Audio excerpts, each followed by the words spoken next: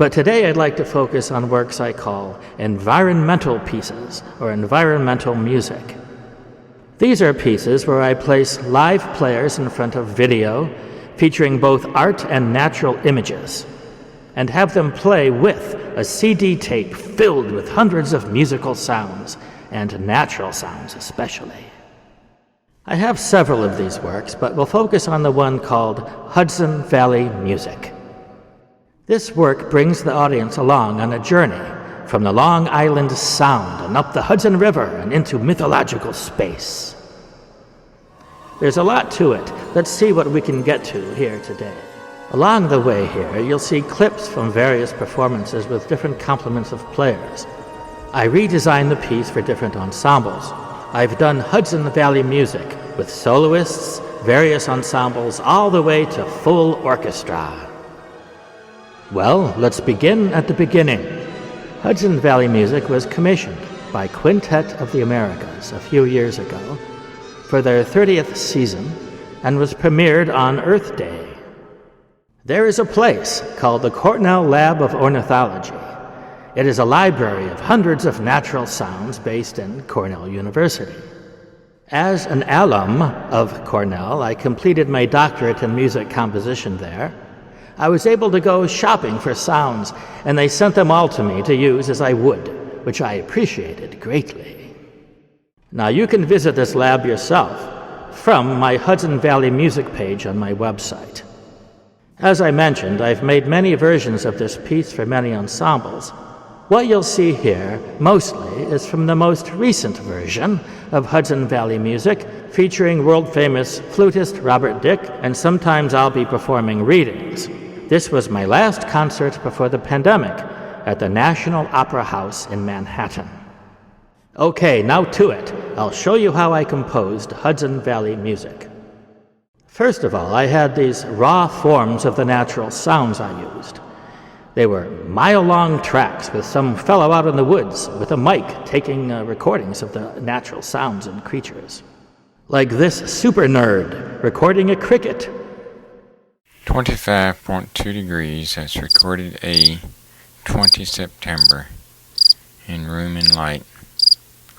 That's collected 12 September, number 2, Raleigh. LNS catalog number 130618. Ha! My first task then was to choose the sounds I wanted from these tracks and cut them out and place them into what I called my cleaning station. I use a program called Sound Soap to rid them of extra unwanted noise and make the sounds usable to compose with.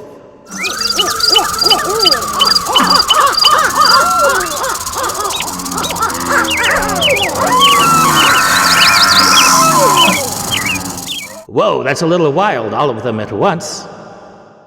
Here's a few of my favorite sounds which I used in the composition of Hudson Valley Music. The tree cricket. Here are some birds.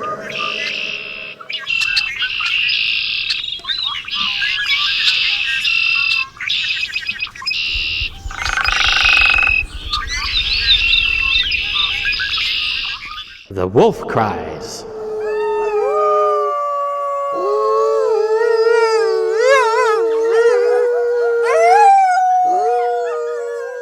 Bear huffs.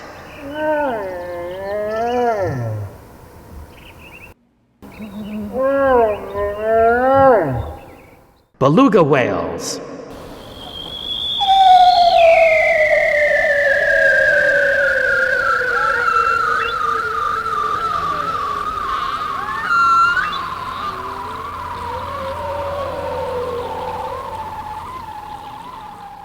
Then I took these sounds and brought them into the project. I use a program called Logic. Think of it as a giant loom where I can weave and sculpt these sounds and compose with them. Here are a couple of examples of doing this. As I mentioned before, Hudson Valley Music tells a story. The first movement is called Ocean and uses ocean-based sounds. By the way, I also used sounds from my film music and sound effect libraries. When I introduced the piece, I told the audience to get into their dugout canoes. This is a way of placing the audience inside the experience. So at the beginning of the piece is the sounds of ocean water and oars in the water. Then a humpback whale begins to sing, and this is where the musicians begin to play. The clicking sounds are dolphins.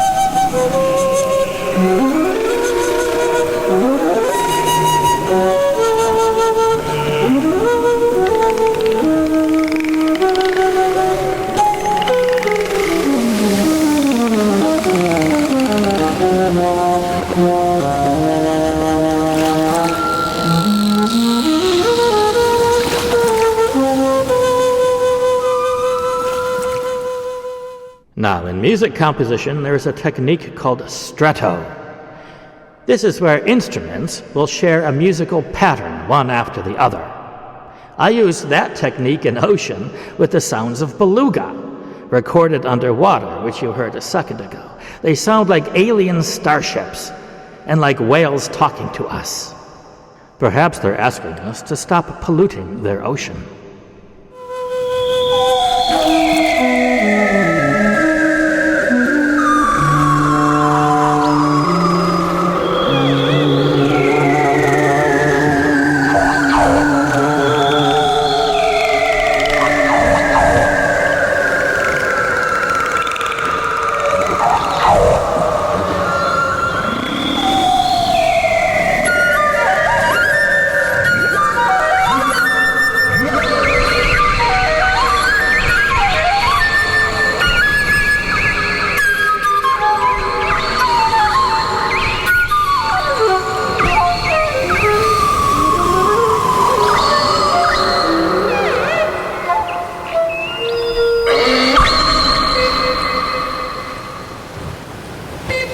Now here's a bit from Forest, this without the live players, so you can hear my tape composing, which features string bass, piano, marimba, and instruments made from natural sounds. The bear sounds to me like he is crying out to us to hear him and help him to take care of our environment. You can hear how the tone quality of the chords change from a kind of minor to major when the calmer forest images begin and the bird sounds return. I also enjoy the humor in the wild turkey sounds.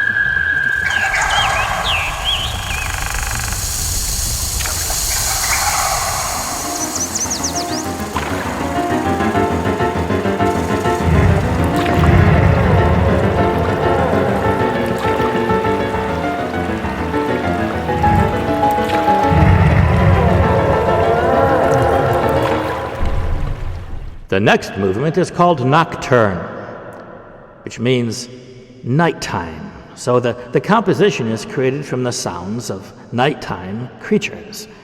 You'll hear coyote yip-inflected wolf song, bats, wind, bear, rattlesnake, red-winged blackbird, and moose, and acts as a backdrop for the flute music and readings. Also, you'll hear me read the words of the great environmentalist John Muir.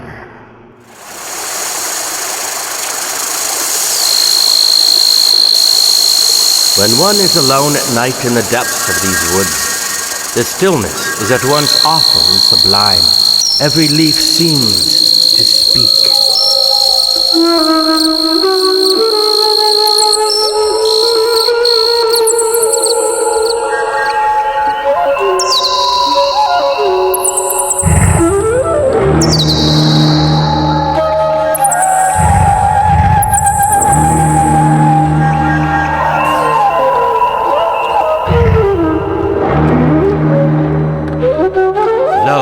Where the moon along the sky sails with her happy destiny, oft is she hid from the mortal eye or dimly seen. But when the clouds asunder fly, how bright her mane! I believe a leaf of grass is no less than the journey work of the stars.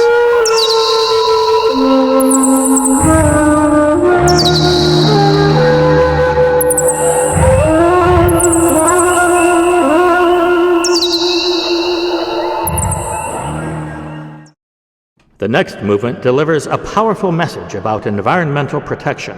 It is called Industrial Storm. In this one, I create an instrument by sampling the sounds of metal plates.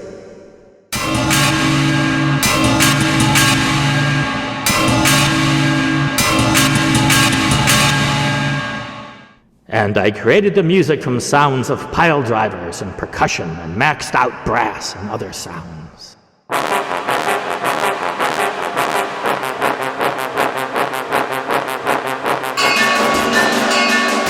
One cool thing is I performed as an instrument one of my movie music programs. It's the sounds of armor and sword fighting. I played it like a big percussion instrument.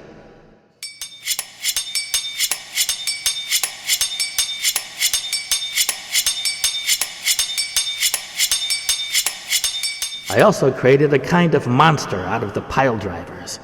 I used the ambient sounds from my film library and created a roar from the sounds of elephant, elk screams, and percussion.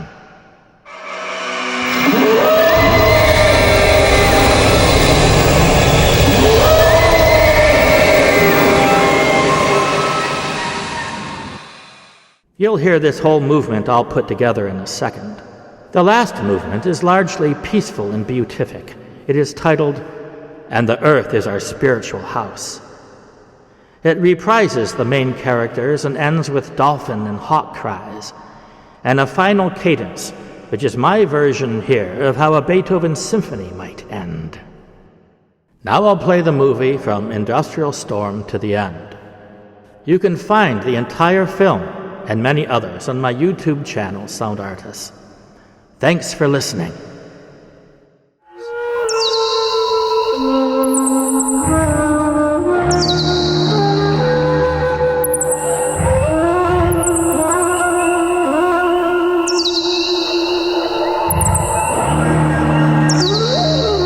Temple destroyers, devotees of ravaging commercialism, seem to have a perfect contempt for nature, and instead of lifting their eyes to the God of the mountains, lift them to the almighty dollar.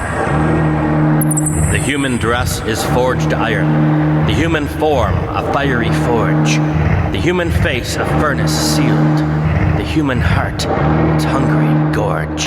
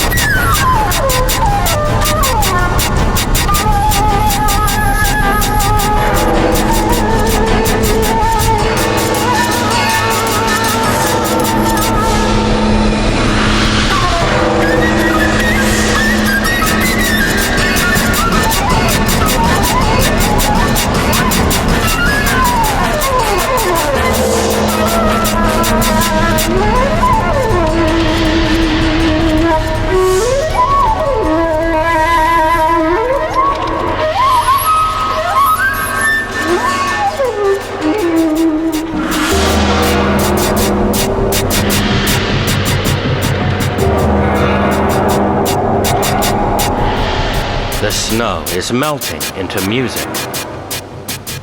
Humankind has not woven the web of life. We are but one thread within it. Whatever we do to the web, we do to ourselves.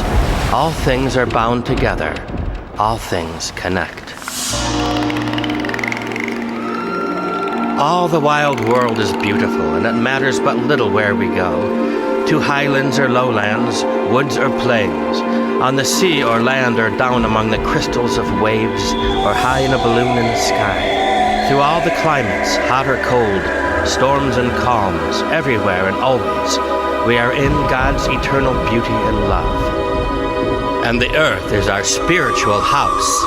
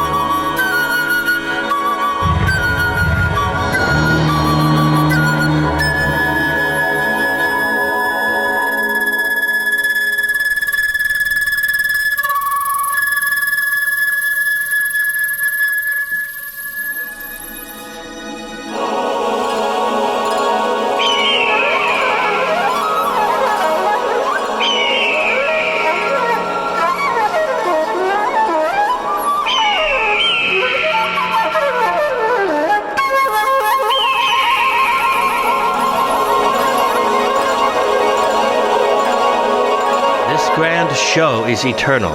It is always sunrise somewhere. The dew is never all dried at once. A shower is forever falling, vapor ever rising. Eternal sunrise, eternal sunset, eternal dawn and gloaming. On seas and continents and islands, each in its turn, as the round earth rolls.